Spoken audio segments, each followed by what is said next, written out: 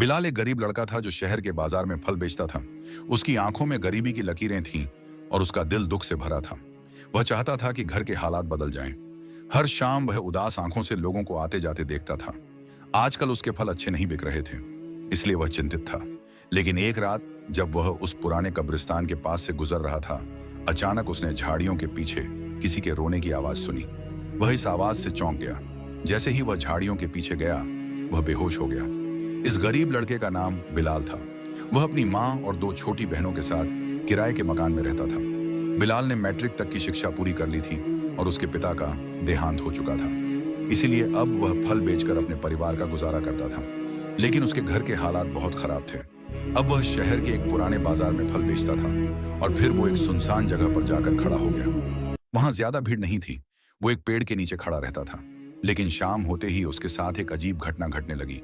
एक खूबसूरत लड़की जो नकाब पहनकर उसकी दुकान पर आती और उससे फल खरीदती।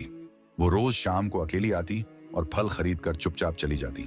बिलाल हैरान रहता कि आखिर वो कौन है, कहां से आती है और वो उसकी दुकान से रोज इतने सारे फल कहां से ले जाती है।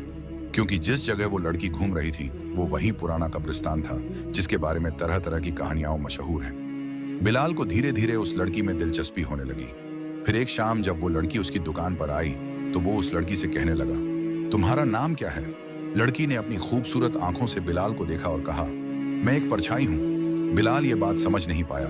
वो हैरानी से उसे देखता रहा, यहां तक कि लड़की भी उसकी आंखों से अंधी हो गई। रात के 12 बजे वह घर वापस जा रहा था और हर रोज उसी सड़क से गुजरता था। जब वह उस पुराने कब्रिस्तान के पास से गुजर रहा था तो अचानक उसे किसी के रोने की आवाज सुनाई दी और वह यह आवाज सुनकर चिंतित हो गया। जैसे ही उसने उन झाड़ियों के पीछे देखा तो वह हैरान रह गया। एक लड़की जमीन पर पड़ी थी और उसके पैर में चोट लगी थी। लड़की का चेहरा छिपा हुआ था, लेकिन जैसे ही उसने लड़की का चेहरा देखा तो वह उसे देखकर हैरान रह गया। वह लड़की कोई और नहीं बल्कि वही थी जो हर शाम उसके स्टॉल पर फल खरीदने आती थी। उसे घायल देखकर वह चिंतित हो गया। लड़की रोने लगी और बोली, मुझे मेरे घर ले चलो, मैं घायल हूं। बिलाल ने उसे अपने सहारे से उठाया था। फिर बिलाल उससे पूछने लगा, तुम्हारा घर कहाँ है? लड़की ने अपनी खूबसूरत आंखों से बिलाल को देखा और कहा, मैं अपनी माँ के साथ उस कब्रिस्तान से थोड़ा पीछे रहती हूँ। मेरी खूबसूरती की वजह से सब मुझे परेशान करते हैं, पर वो मेरी सच्चाई नहीं जानते। जिस दिन मेरा राज उनके सामने आ जाएगा वो कभी मेरे पीछे नहीं आएंगे। बिलाल मन ही मन सोच रहा था कि आखिर इस लड़की का राज क्या है। फिर थोड़ी देर में लड़की का घर आ गया, पर बिलाल उस घर को देखकर घबरा गया क्योंकि उसका घर खंडहर जैसा लग रहा था। उसी समय एक बूढ़ी औरत घर से निकलकर उसके सामने आ गई। बिलाल उसे देखकर घबरा गया। आसपास कोई दूसरा घर नहीं था और वो एक सुनसान रास्ता था जो आबादी से बहुत दूर था। उसे वापस जाने की जल्दी थी। ये पहली बार था कि वो उस लड़की और उसकी माँ से डरा हुआ था और उस जगह से भी। जैसे ही वो वहां से जाने लगा तो लड़की ने मुस्कुराकर उसकी तरफ देखा, पर बिलाल ने पलटकर उसकी तरफ नहीं देखा और वो तेजी से चलता हुआ वापस अपनी गाड़ी के पास आ गया। पर जैसे ही वो गाड़ी के पास आया उसके पैरों तले से जमीन निकल गई, क्योंकि उसका ठेला जो कि बिल्कुल खाली था और जिस पर उसने बासी फल रखे थे उस पर असंख्य लाल सेब और कई अन्य फल भरे हुए थे। फलों से भरा अपना ठेला देखकर उसे अपनी आंखों पर यकीन नहीं हुआ। आखिर यह सब कैसे हुआ और उसके ठेले पर इतने सारे फल किसने रखे हैं? अब वह फलों से भरा ठेला लेकर घर आ गया। उसने अपनी जेब में रखे सारे पैसे अपनी माँ के हाथ पर रख दिए, पर वह बार बार उस लड़की के बारे में सोचता रहा। आखिर एक लड़की कैसे उजाड़ और उजड़े हुए घर में रह सकती है और उसकी माँ कितनी डरावनी थी। वह बार बार इसी बारे में सोच रहा था। फिर अगले दिन वह अपना फलों का ठेला लेकर शहर के बाजार में जैसे ही खड़ा हुआ तो उसके ठेले पर लोगों की भीड़ जमा हो चुकी थी। फलों से भरा ठेला बिल्कुल खाली था और बिलाल की जेब नोटों से भरी थी। वह मन ही मन बहुत खुश हो रहा था।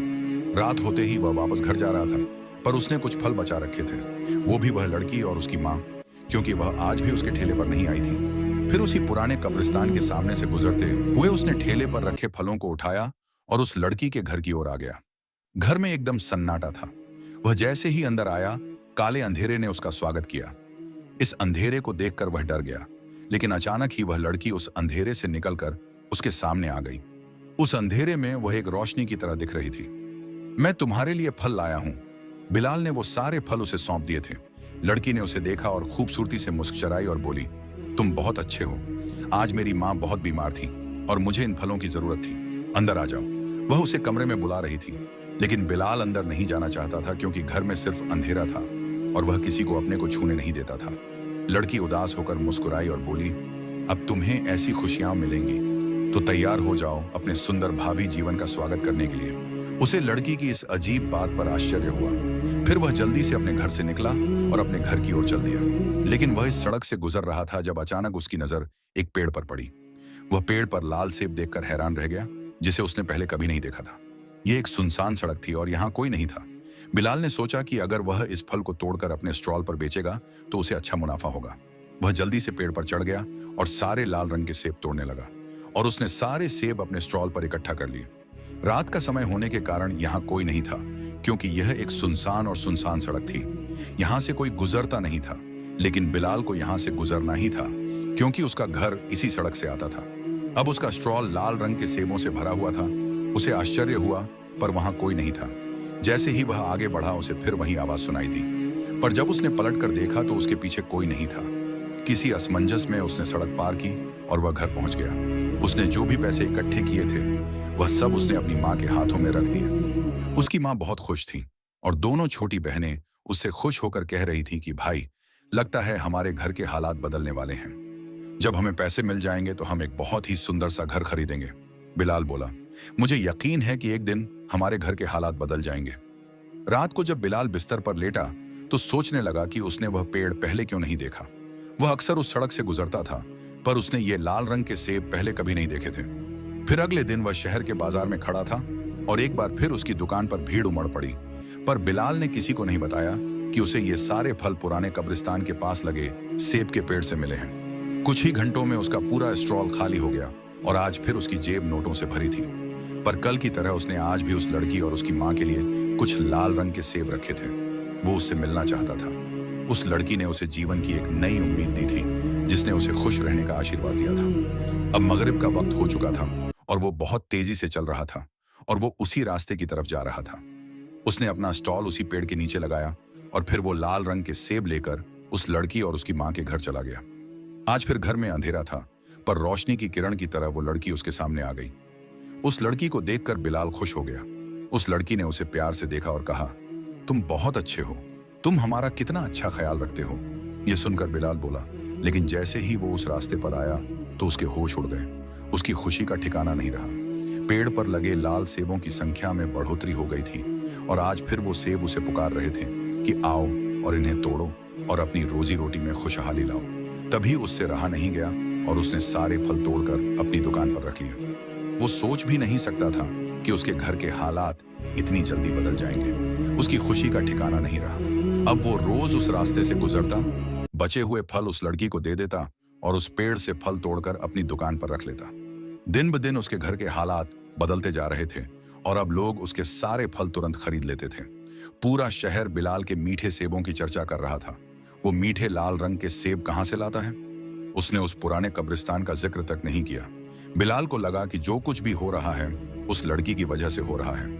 आज भी उसने लड़की के लिए कुछ चीजें खरीदी, लाल रंग की चूड़ियां, एक खुशबू और खूबसूरत चमेली के फूल। वो ये सारी चीजें उसे तोहफे में देना चाहता था।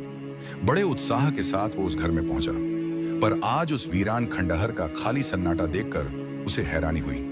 लाख बार पुकारने पर भी वो लड़की उसके सामने नहीं आई।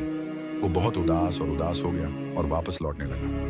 वो उस पुराने कब्रिस्तान के पास से गुजर रहा था और अपने घर की तरफ जा रहा था कि अचानक उसे अपने पीछे एक आवाज सुनाई दी, रुको लड़के, तुम कहां से आ रहे हो और ये चीजें तुम्हारे हाथ में कैसे हैं? अपने पीछे आती आवाज सुनकर वो हैरान रह गया। जैसे ही बिलाल ने पलटकर उस बूढ़े आदमी को देखा तो वो चौंक गया।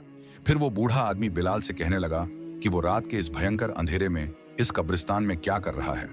बिलाल उसे देखकर डर गया। फिर वह कहने लगा कि मैं इस कब्रिस्तान के पीछे वाले घर में जाता हूँ। वहां एक लड़की अपनी माँ के साथ रहती है। उसे मेरी मदद की जरूरत है। मैं उसके लिए कुछ चीजें लाया था। यह सुनकर बूढ़ा जोर से हंसा। फिर वह बिलाल के पास आया और बोला, क्या तुम्हें नहीं पता कि वह घर वीरान है? उस घर में कोई नहीं है। फिर एक माँ और एक बेटी कहाँ से आ गई? बिलाल ने उस बूढ़े से कहा, नहीं, वहां एक लड़की है जिसकी माँ बीमार है और उसे मेरी मदद की जरूरत है। मैं रोज उसके लिए फल ले जाता हूँ क्योंकि मैं एक फल विक्रेता हूँ। उस लड़की ने कहा कि एक दिन मेरी किस्मत बदलेगी और ऐसा ही हुआ। मेरे घर के हालात बहुत बदल गए हैं। मैं खुद को खुशकिस्मत मानती हूँ, इसलिए मैं उस लड़की के लिए यह तोहफा लाया था। बूढ़ा कहने लगा, देखो, मेरी बात समझो और उस घर में दोबारा मत जाना। क्या तुम्हें नहीं पता कि वहां एक जिन्न कैद है और वह जिन्न अक्सर लड़की के रूप में आता है और लोगों को परेशान करता है? वह उस बूढ़े को देखकर हैरान हुआ और उससे पूछा, तुम कौन हो? उस बूढ़े ने कहा, मैं इस कब्रिस्तान का रखवाला हूँ, कब्र खोदने वाला हूँ। मैं हूँ और मुझे यहाँ की हर चीज की जानकारी है। तुम्हारे लिए यही अच्छा है कि तुम यहाँ कभी दोबारा ना आओ। यहाँ से चले जाओ, यहाँ जिन्न का ठिकाना है। उस बूढ़े ने बिलाल को बहुत डरा दिया था।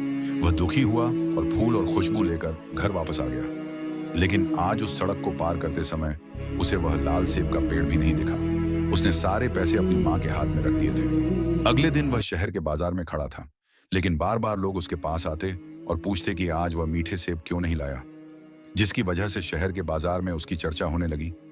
लेकिन बिलाल निराश था। वह किसी भी कीमत पर उस लड़की के बारे में जानना चाहता था।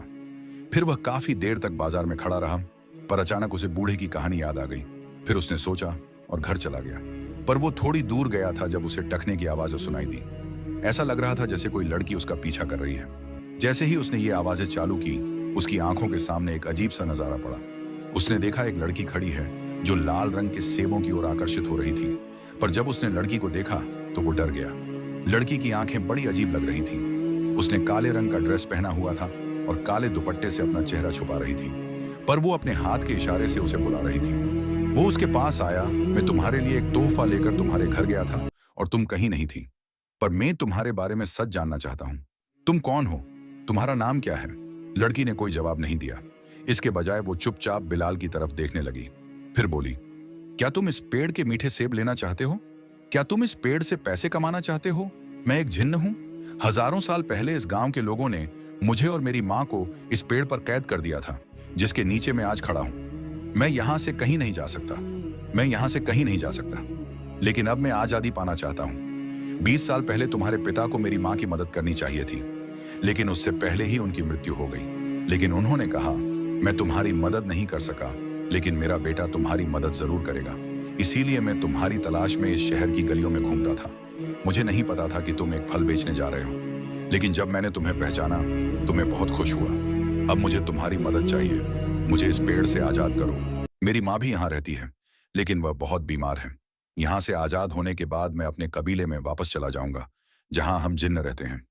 लेकिन मैं अभी नहीं जा सकता, क्योंकि मैं एक कमजोर और शक्तिहीन जिन्न हूँ। तुम ही हो जो मुझे आजाद कर सकते हो, जैसे तुम्हारे पिता ने हमें आजाद करने की कोशिश की थी। लड़की थी, वह एक जिन्न थी जिससे बिलाल को प्यार हो गया था। तब लड़की ने उससे कहा, यहाँ से थोड़ी दूर एक पहाड़ है। उस पहाड़ के पीछे एक नदी बहती है। उस नदी का मीठा पानी और कुछ पौधे मेरी आजादी का जरिया बन सकते हैं। तुम उनके पत्ते लाकर उस नदी का पानी इस पेड़ पर छिड़क दो। इस तरह मैं और मेरी माँ आजाद हो जाएंगे। मैं इस नियम के बारे में किसी और को नहीं बता सकती थी। मुझे पता है कि जिस तरह मैं तुमसे प्यार करने लगी हूँ, उसी तरह तुम भी मुझसे प्यार करने लगे हो, और तुम मेरे प्यार में यह काम जरूर करोगे। मुझे यकीन है कि तुम मेरी मदद करोगे। तुम मुझे और मेरी माँ को यहाँ से आजाद कराओगे। जिन्न उत्सुकता से बिलाल को देख रहा था। बिलाल ने गहरी सांस ली और कहा, मैं तुम्हें जरूर आजाद कराऊंगा, क्योंकि तुम्हारी वजह से हमारे घर के हालात बदल गए। अगले दिन बिलाल काम पर नहीं गया, क्योंकि वह उस पहाड़ पर जाना चाहता था।